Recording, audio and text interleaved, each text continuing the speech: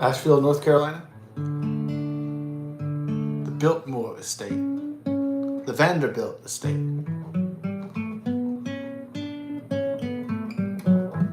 I didn't go. My parents went there because they always wanted to go there. My mom always wanted to go to the illustrious Vanderbilt Estate.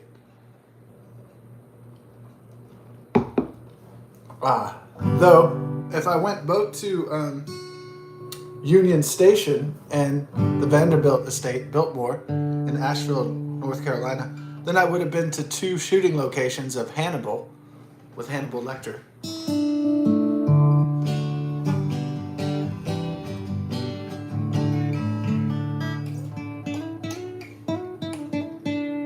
I want to go to all the shooting locations, even in Italy, of Hannibal. Florence, Italy. Florence, you have to go to Asheville, North Carolina, and then you have to go to Washington, D.C., and then you have to go to Florence, Italy. Yeah, pretty eclectic, you know. Did I read the Thomas Harris horror movie? I'm sorry, the horror novels? No, I didn't actually. But I've always been a big fan.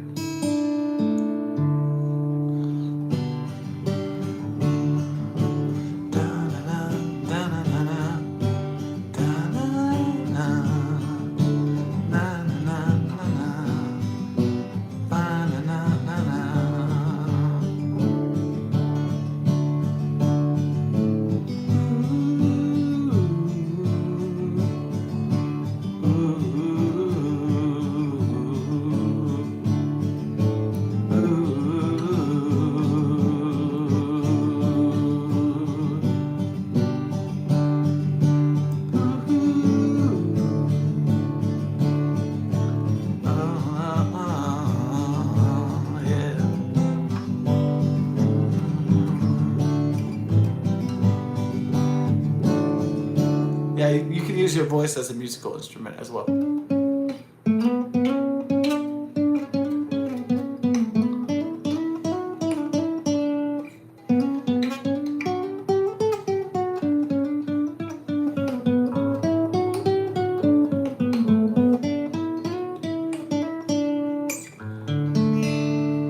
So it was a big smash hit in the early 90s, Silence of the Lambs, with Jodie Foster and Sir Anthony Hopkins playing Hannibal the Cannibal Lecter.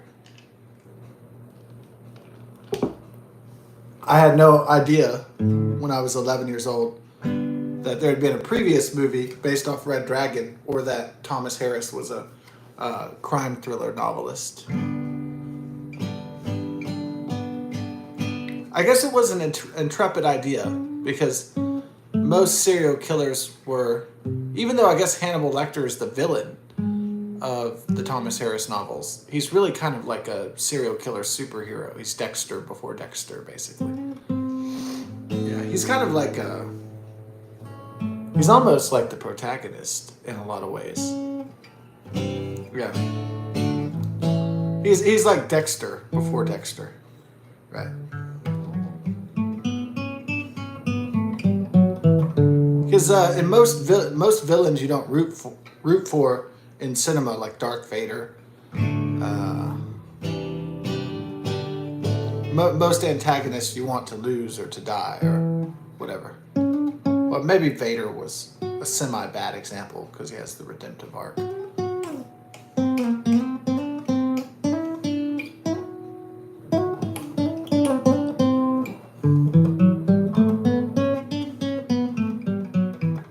Oh, I suppose that Hannibal Lecter is justified, even though he's a horrible figure, Hannibal the Cannibal, in the Thomas Harris novels and in the films, but he also helps catch other serial killers, so he's kind of a... Is he really the protagonist, Hannibal the Cannibal Lecter? I guess he's like the protagonist, really. Maybe an anti-hero at worst.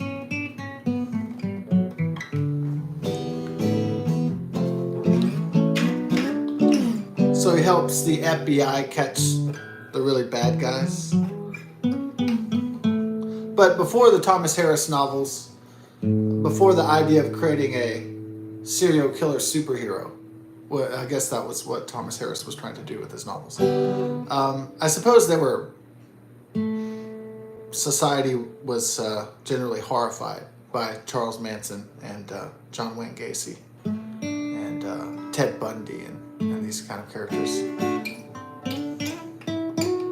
I guess the 1970s were like the golden age of serial killers because DNA was a young science and everybody didn't have panic buttons and cell phones in their hands. They didn't have instant communications to call authorities or to live stream, the events or anything like that. So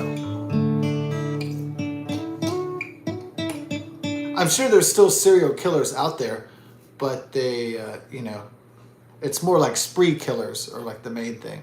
In the times of rapid law enforcement, rapid instant communications, the spree killer is the name of the game these days. The serial killer is like a kind of an ancient concept with, like the boogeyman coming and slitting people's throats in the village and the Jack the Ripper and that sort of thing. That's kind of an antiquated idea. That some guy's just going through there still might be some lunatic serial killer that goes through the underbelly of society and kills a lot of women and prostitutes and drug addicts and stuff like that, sure. But I don't think they can't really get away with it for very long these days. So there's a camera everywhere and there's a cell phone everywhere, and like you can barely walk down a road now in a major city, and there's a camera in your face, and there's people staring at you all the time. There's like, gossip grandmas, and people are just constantly staring at everyone. And it's kind of like George Orwell society, sort of like 1984. It's like sort of like Welcome to the Machine by Pink Floyd. Wish You Were Here. Yeah. Don't tell us where you've been. It's all right, because we know where you've been. Don't tell us where you've been. It's all right, we know where you've been. Welcome, my sons, to Machine.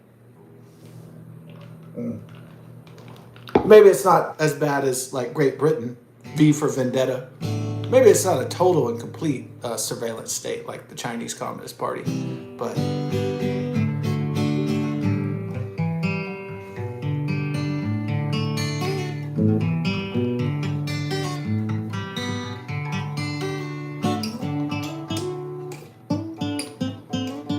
in the old days, what happened in Vegas stayed in Vegas.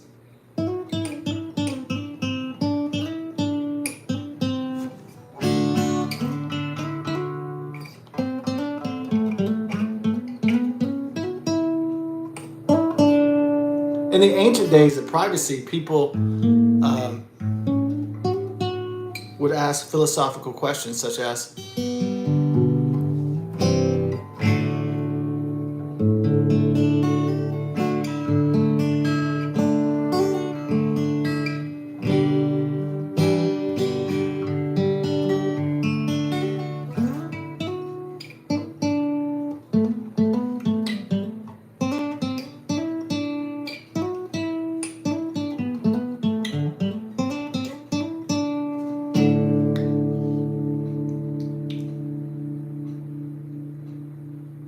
is it just does a tree fall if no one's around to hear it?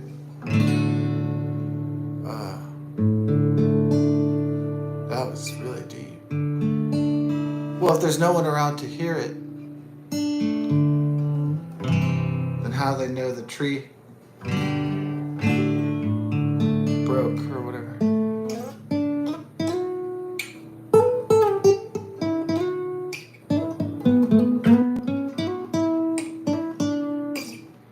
But then, DNA got really good, DNA science, to peg murderers and serial killers, and then of course surveillance, databases,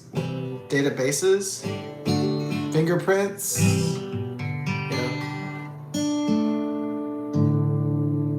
So that's why you have all these like spree killings and mass killings and terror bombings and stuff, because it's really quick.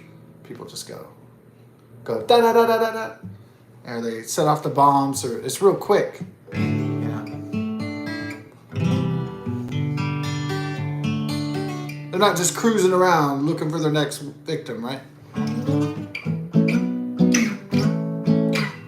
They can't just like drive from Texas to Florida and then to New York and go interstate and just kill a bunch of people and then fool authorities, you know?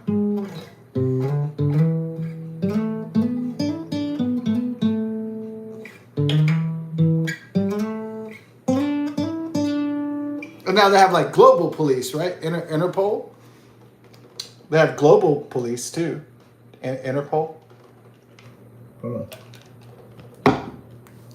So not only do you have greater cooperation and technology with local and federal law enforcement, but then you have also global law enforcement and enterprises like Interpol and so on.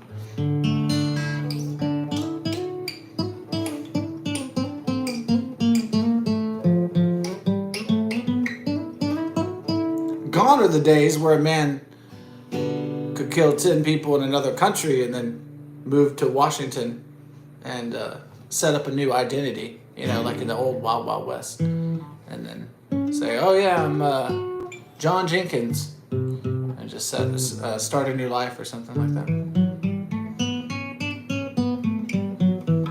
Now the data follows you, follows everyone, the data trail.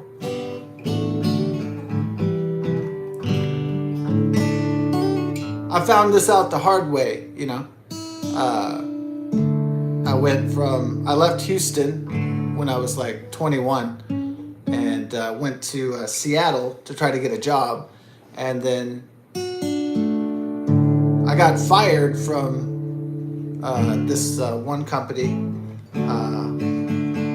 And I thought, oh man, well, I got fired in Houston. Maybe I could just like, you know, maybe their computer, they won't have me in their system or anything. And so I got the job, actually. I got the job. So I started working the job in Seattle, Washington, and then and I was like, all right, I'm kind of getting away with it, right? Like, oh, their computer systems, it's not interconnected nationwide, or, you know, oh, computers aren't that good yet, right? And then all of a sudden it was like, I get called into the office, you know, and I'm thinking I'm getting away with it because I've been working at the place for like fucking 2 weeks or something. I'm like, their computer systems aren't that good yet, nah, nah, nah, nah, la, la, la, la.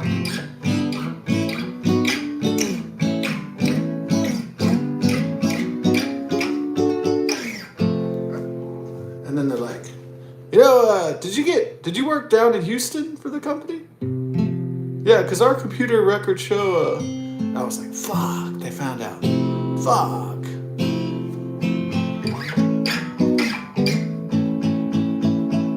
Fuck.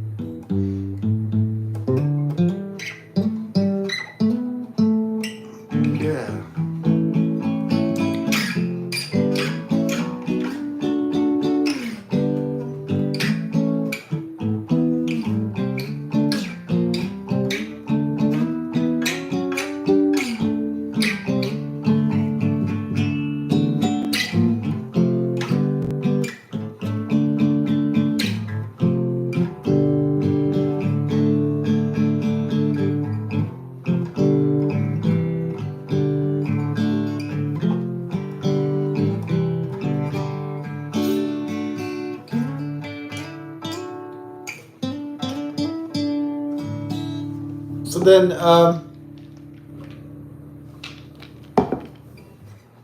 Hannibal Lecter, Sir Anthony Hopkins, he won the Oscar, Best Supporting Actor, in a lead role, you know, for Silence of the Lambs. So,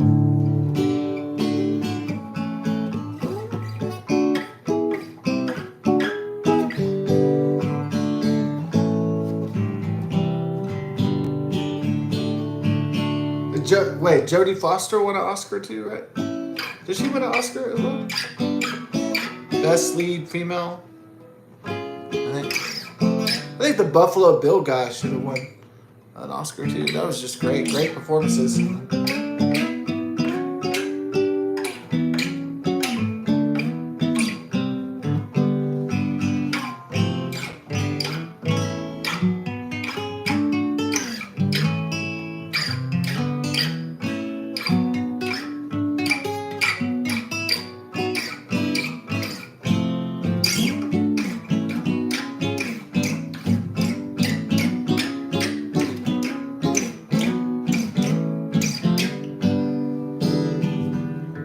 Then Scott Glenn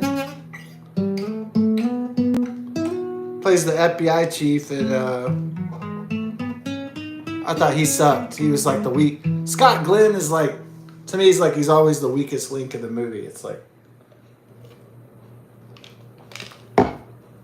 shit. Yeah, I would have liked it better if it had been like a Red Dragon. Harvey Keitel, Jack Crawford. Yeah. Oh well, the rest of the movie's great, except for Scott Glenn. That's the only part. That was like bad casting right there.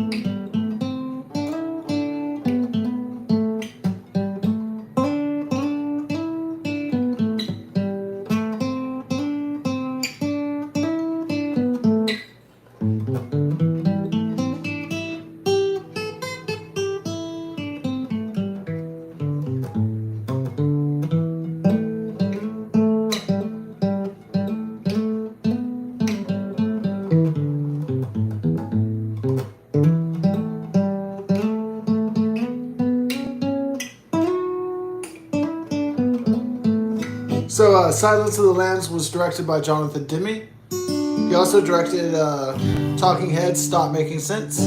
A brilliant director, Jonathan Demme. Or, I guess it's Demme. Demme? Yeah, it's like D-E-M-M-E. So, that's one of the best concert movies I've ever seen or bought on DVD, Stop Making Sense. I think I still have it. Unless I sold it or something. They play it all the time anyways. I think I did record it. I think I did record Stop Making Sense on the DVR. I'll probably watch it again.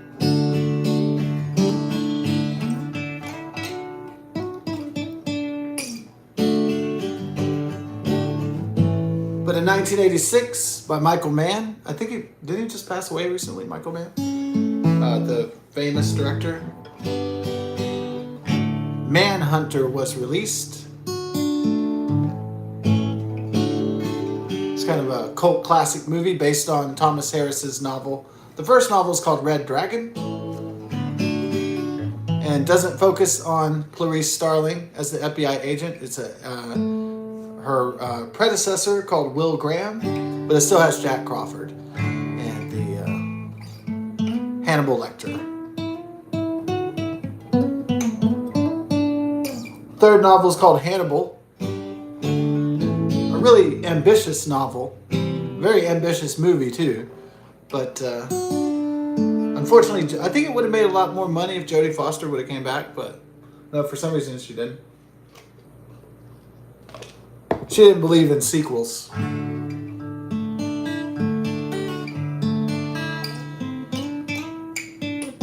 I think the material was good enough. I guess the problem with Hannibal Lecter, Sir Anthony Hopkins being a serial killer superhero like Dexter, is that he never really loses. And then, so if you read enough novels where he never loses, it's kind of like somebody who never loses. Okay, so Tiger Woods is a great champion, but he still makes mistakes. he still gets hooked on pills and crashes his car, or whatever the fuck, cheats on his wife, or he's not a perfect person, even though he's a great champion in the eyes of society. He still has flaws like every human being does of some kind. So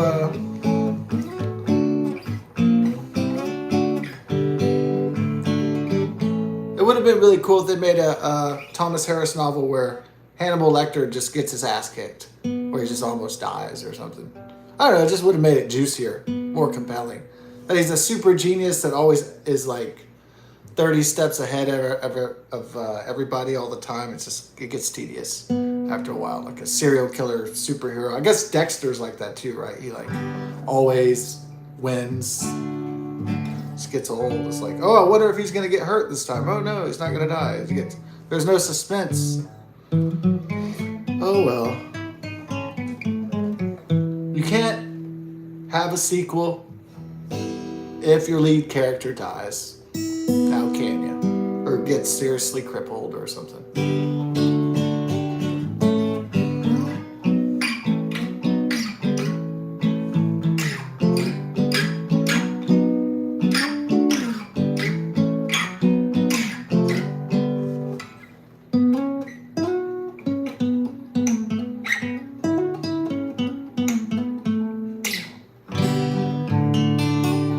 That's a shame.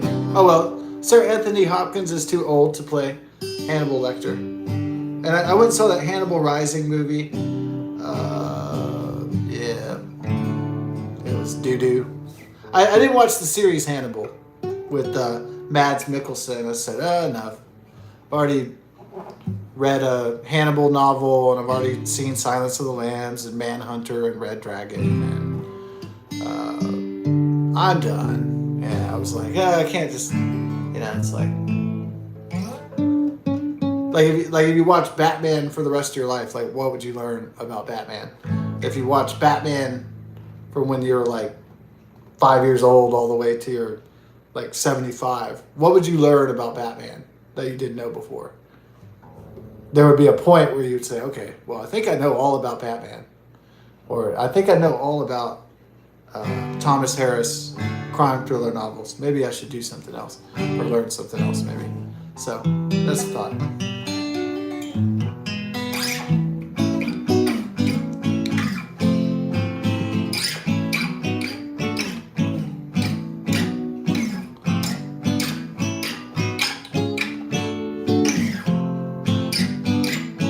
Yeah, I know Jim Cameron's making like, 5 Avatar movies, but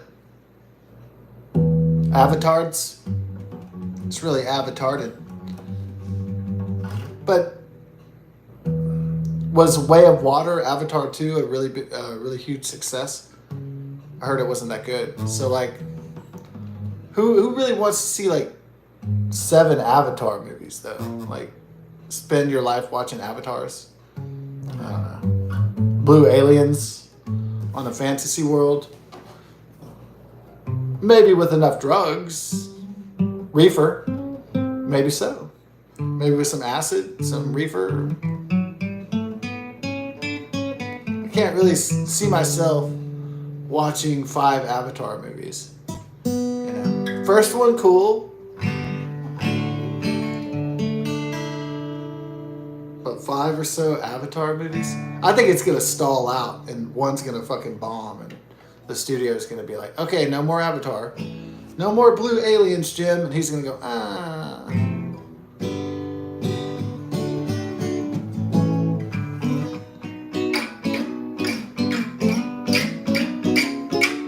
What the world needs is blue aliens, damn it. Smurf aliens.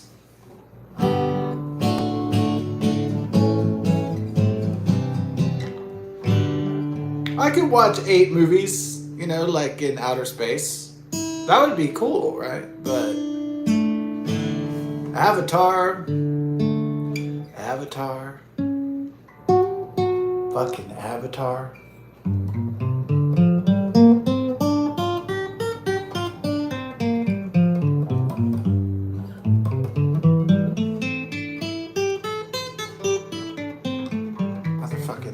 Avatar never goes away. It's like cancer.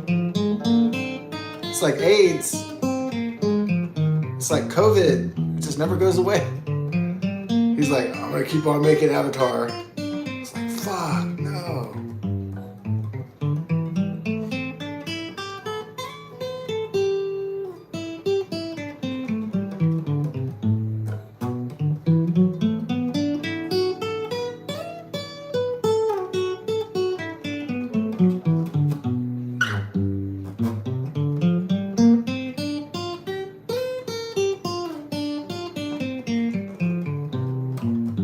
Speaking of outer space, there's a 7-planet alignment this Friday.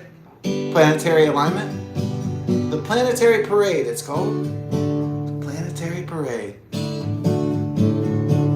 Yeah. So that seems like a privy to a party. A prelude to a party, so I'm excited. I think it's going to be a clear night here in Houston, Texas, so maybe we'll get to see some Mars, some Venus, some Jupiter, Neptune, Mercury, and my favorite, Uranus. Ha ha ha! Woo!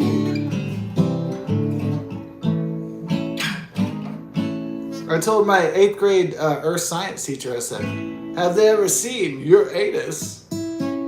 She goes, ah! She was a real cool teacher, though. I didn't go to that. I didn't have to go to the principal's office for the Uranus joke. Thankfully. I just got sent to school for wearing my Beavis and Butthead shirt because it said butt on it. It said butt. So they had me cover up the butt to my Beavis and Butthead shirt. I was like, so is that... So if all these kids see the word butt and their entire futures are going to be ruined or some shit. Yeah. I was thinking, this is ridiculous. It's not even... It's Butthead. It's not Beavis and Buttholes or anything. That was too hardcore for that school. It was too graphic for the children. They'd be scarred for life if they saw the word butt. B-U-T-T.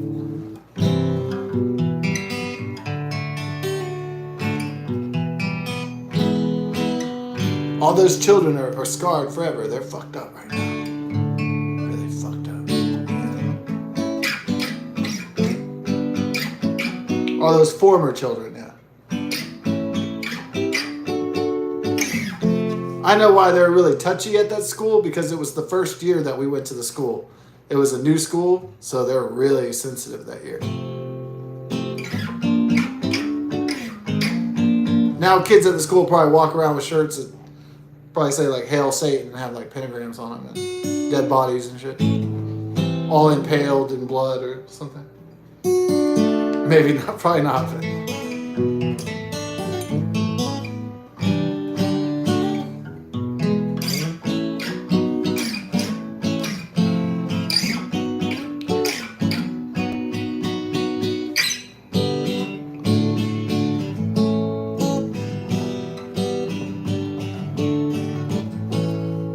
7 planets. The Planetary Parade.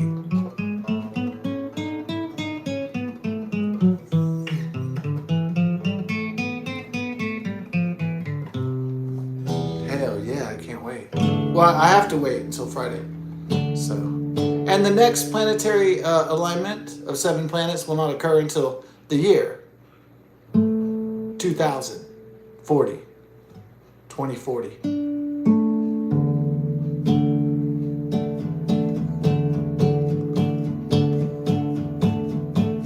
The year 2040.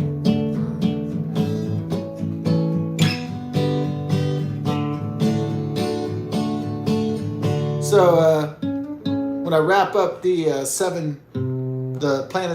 planetary parade party, I'll say, I'll see everybody at the next one in 2040.